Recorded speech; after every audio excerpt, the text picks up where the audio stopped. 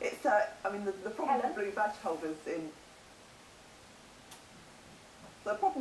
holders everywhere really is, the problem is that they just can't park anymore. There's been fabulous advances for drivers to enable them to drive, but when they get into their city centres or they go to the supermarket, there's just no bays to go into because they've been taken up usually by people who don't have any right to use a badge whatsoever. So how often does that happen to you, Helen, when you go out shopping and you find you just can't?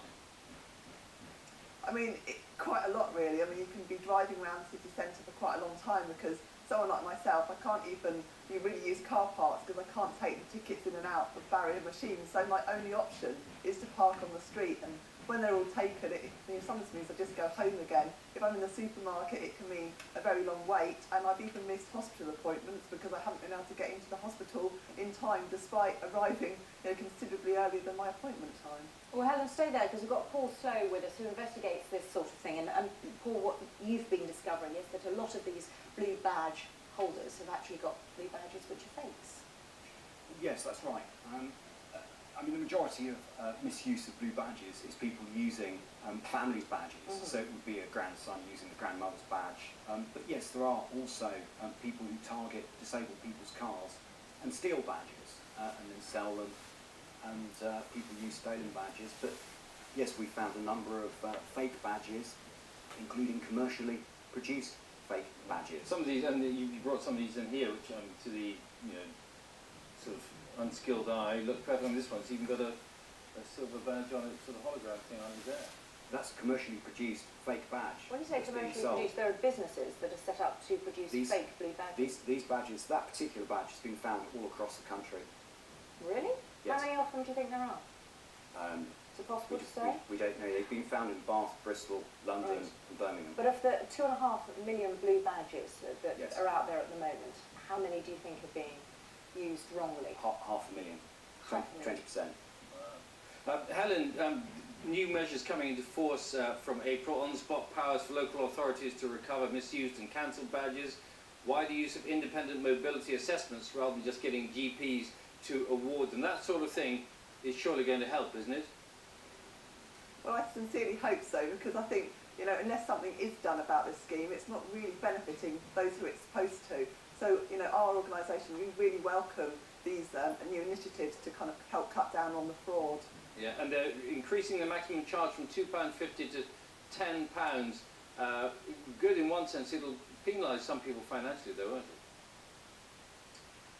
It's the first time that the price has been raised in, I think, about 30 years, but we would not really want any price attached to a blue badge because it's not really your fault that you have to have one, but for it to go up to £10, if it does mean that we therefore get badges which are less difficult to copy, it does mean that there's more powers, it does mean that local authorities really start tackling the fraud, and I suspect that many disabled people, although it is yet another financial burden in these difficult times, would, if they can park, at least they can carry on with their business. Yeah, good point. Helen does make a good point.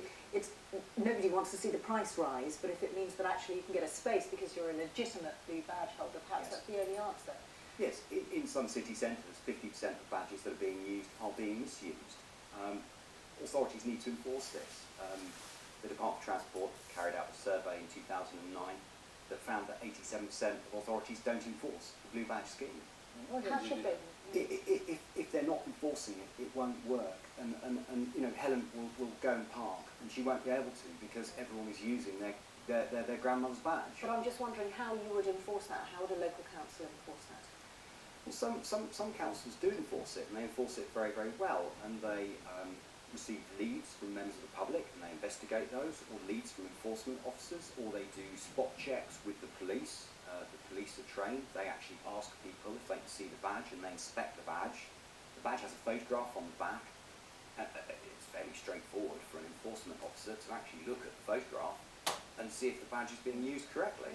Helen, the trouble with stricter enforcement is that it takes quite a lot of resources, quite a lot of time, quite a lot of effort. From a council's point of view, not much of a return, really.